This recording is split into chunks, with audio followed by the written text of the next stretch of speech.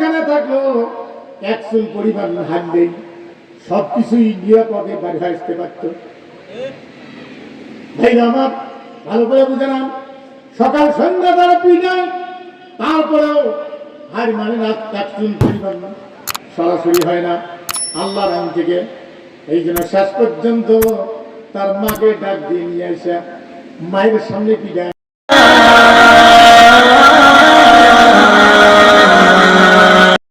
কিছু নেই, কারণটা কি ধরলেন যে বলে উপর আল্লাহর নির্দেশ।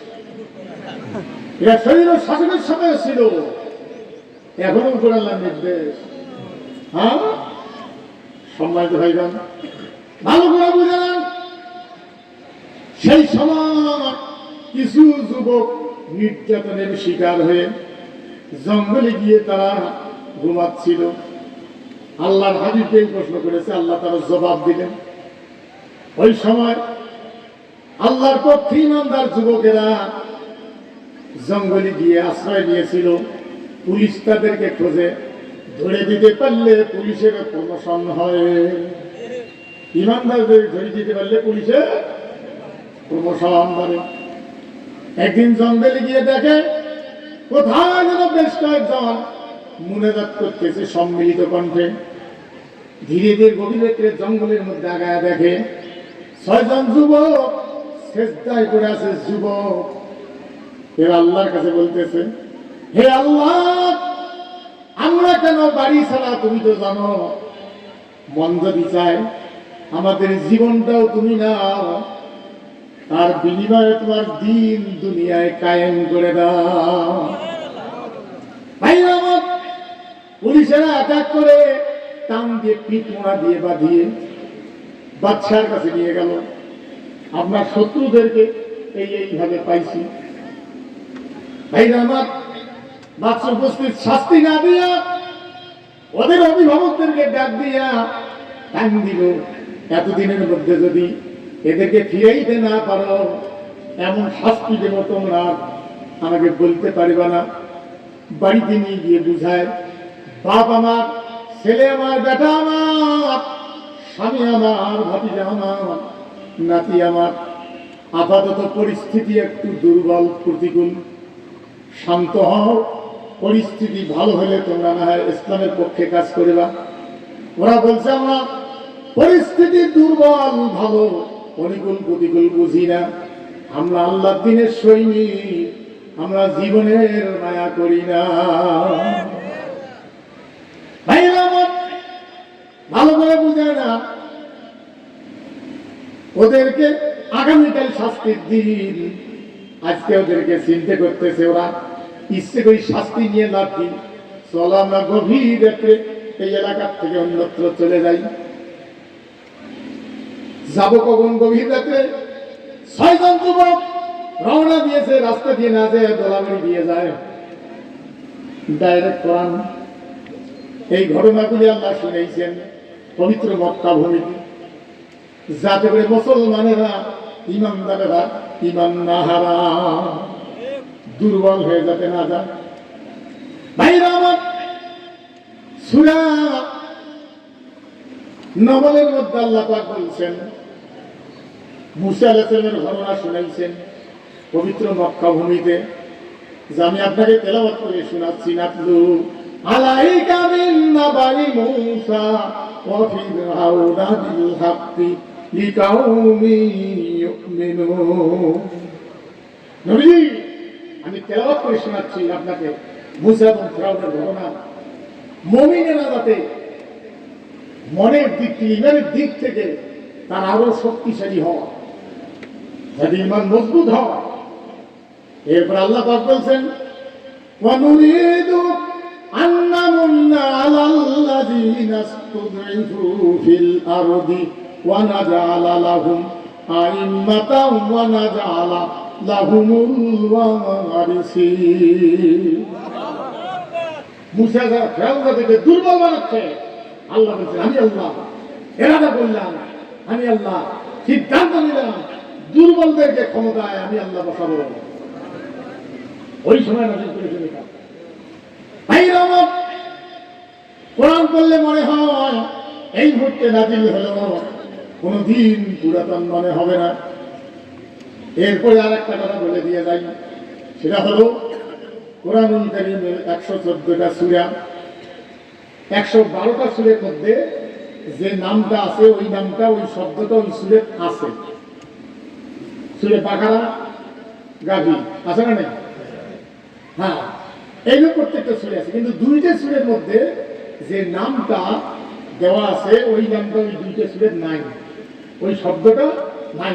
একটা হলো সূরাতুল ফাতিহা আর একটা সূরাতুল ইখলাস। এই দুইটা শব্দ ওই সূরার মধ্যে পাওয়া যায়, কিন্তু নাম দুইটা আলাদা। আর অন্যান্য সূরার মধ্যে প্রত্যেকটা সূরার মধ্যে এই ঘটনাটা আছে। আল্লাহ সূরা নহলের মধ্যে দিয়া বলছেন, মাসালুল লাযীনা কাফারু মিন দুনিল্লাহি আউলিয়া কামাসালিল আনকাবুত ইত্তাখাযাত বাইতা ওয়া ইন্না আওহানাল বুয়ুতি লা বাইতিল আনকাবুত লাউ কানু ইয়ালামুন। মাকড়সার উদাহরণ দিছে, যে কাফেরেরা ওদের বন্ধু মেলা, কাফেরদের বন্ধু, শৈল শাসকের বন্ধু বহু। এরা মাকড়সার জালের মতো, মাকড়সার জাল টানছে এদিক ওদিক ওদিক লাইন করিয়ে, সবগুলো তারের মধ্যে কি গিডো দিছে, সবগুলো লাইনে কি দিছে, গিডো দিয়ে মাবর বসিয়েছে, যেটা গিডোর সমস্যা করে টান যায়, ঠিক না এটা ঠিক আছে। কিন্তু একটু বাতাস লাগলে কি হয়, একটা পাতা বসছে একেবারে মাইবার শেষ, মাকড়সার দৌড়ি যে গাছে ব্যবহার করছে। হ্যাঁ, শরীর শাসকেরা সবগুলো রশি লাগে হাসিনে এক জায়গায় বসিয়েছে, যদি সমস্যা হয়েছে কেন হাসি। কিন্তু এমন বাতাস উঠি একটা খাবারও টান মেললে বাড়ি ভাসছি সুরমা একটা ফুল বোঝেন নাই, উদাহরণটা করা ভালো করে বুঝে না। এই জন্য কোরআনুল কারীম পড়তে এবং বুঝতে হয়। এবার রওনা দিছেন 6 জন দোলাবাড়ি দিয়া, গভীর রাত্রে যায়। যাওয়ার পরে কিছু দূর যাওয়ার পরে দেখে অন্ধকারের মধ্যে একটা লোক দেখা যায়, এই তো লোকটা আমরা ধরা পড়ে গেলাম নাকি। দাঁড়ায় ওরা ভালো করে বিষয়টা দেখতেছে, আমরা ধরা পড়লাম নাকি। আর ওই লোকটা 1 2 3 4 5 6 বলে দৌড়ে এসে গলা ধরায় ধরেছে, ভাই রে আমিও তোমাদের ভাই, তোমরা ধরা পড়েছ, আমি ধরা পড়ি নাই। আমি জানতাম যে তোমরা এই জায়গা থেকে চলে যাবা, কিন্তু কোন রাস্তায় যাবা সেটা আমার জানা ছিল না।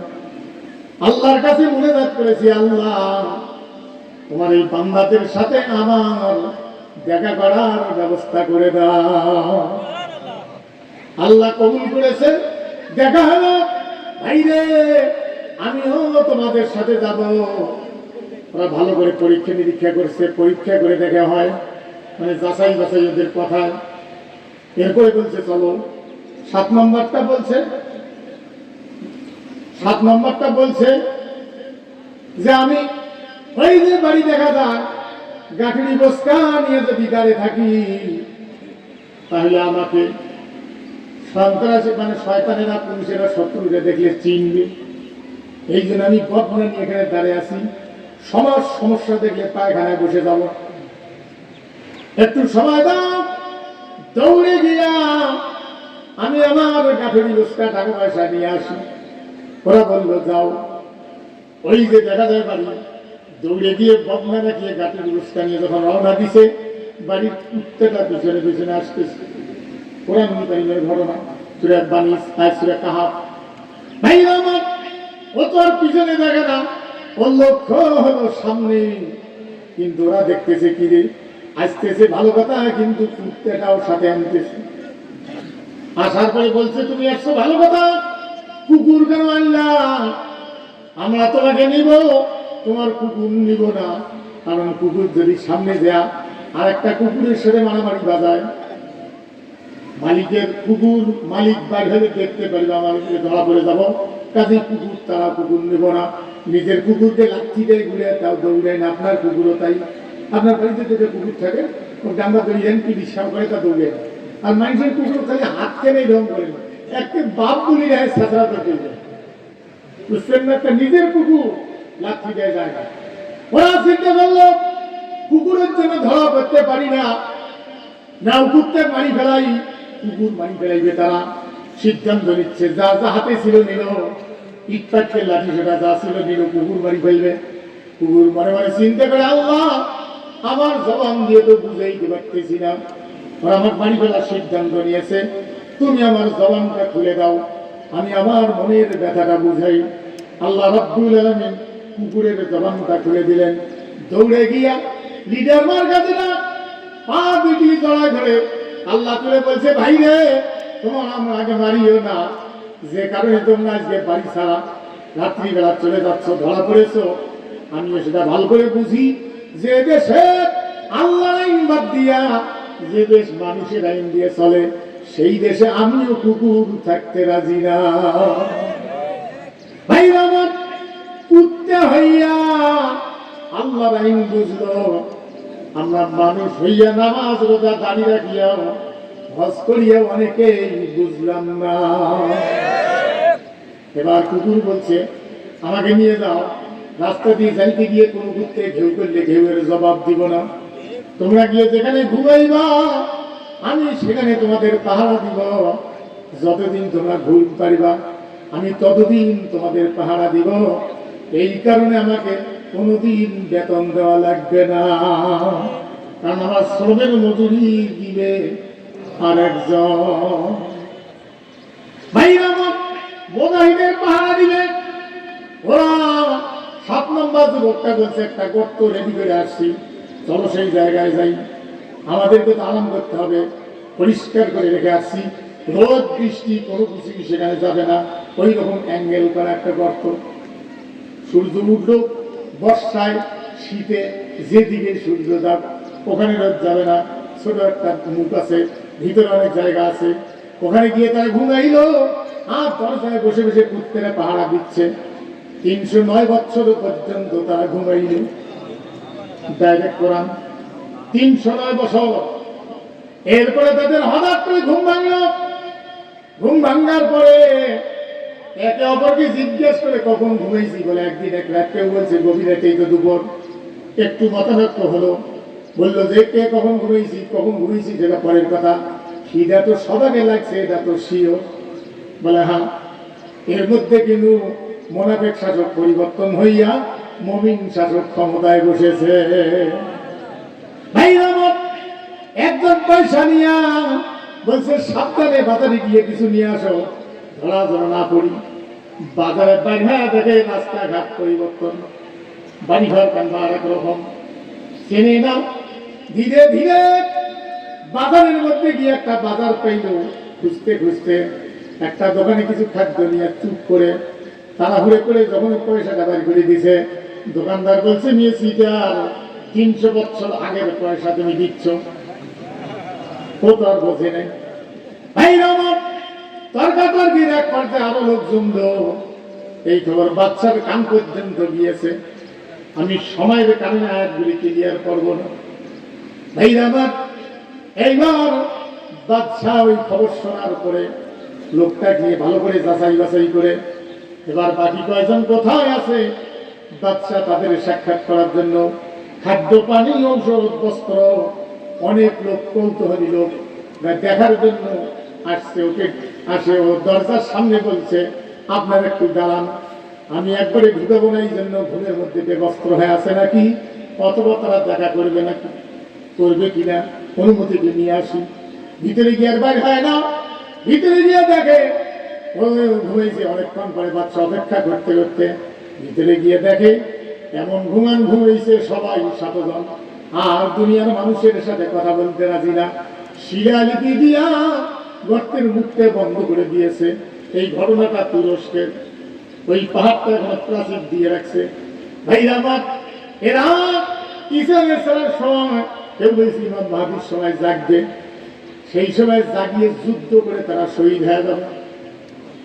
ভাই আমার ভালো করে বোঝায় না, এই লোকগুলি 309 বছর ঘুম পারল। ইমাম গাজালী রহমতুল্লাহ তার কিতাবের মধ্যে লিখছেন 10টা পশু আল্লাহর জান্নাত পাবে, তার মধ্যে কুত্তাটা আল্লাহর জান্নাতি হবে। ভাই আমার কুত্তা মুজাহিদের পাহারা দিতে গিয়া এত বড় সৌভাগ্য অর্জন করলো, আর আমরা আল্লাহর আইন বাদ দিয়ে মানুষের আইন মানি, কোরআন আইনের কথা বললে কত নামাজি এর বিরুদ্ধে, কত আলেম এর বিরুদ্ধে ষড়যন্ত্র করি। কত আলেম নামধারী আলেম, পয়সা ফেতরা খাওয়া, ওদের ফেতরা হলেই হও, ওরা কোন একটা মারামারি দেবে। ভাই আমার তারপরে যুগে যুগে মুনাফিক শাসকদের কারণে ইসলাম পিছিয়ে গিয়েছে, যাহা কাফেরেরাও করতে পারে না। কাফেরেরা তো প্রকাশ্য শত্রু, আর মুনাফিকেরা গোপন শত্রু, ক্যান্সার। ইসলামের মধ্যে থাকিয়েও ইসলামের বিরুদ্ধে তারা ষড়যন্ত্র চালায়। এরা হলো মুনাফিক। এরা কি? এরা হলো মুনাফিক। ভাই আমার ভালো করে বুঝে না, এইভাবে খলিফা মনসুর, ইরাকের বাদশাহ খলিফা মনসুর একজন মুসলমান, কোরআনী আইন কেটে দিয়া তার তৈরি করে আইন রাষ্ট্রের মধ্যে ঢুকাইছে। কাটলো কি?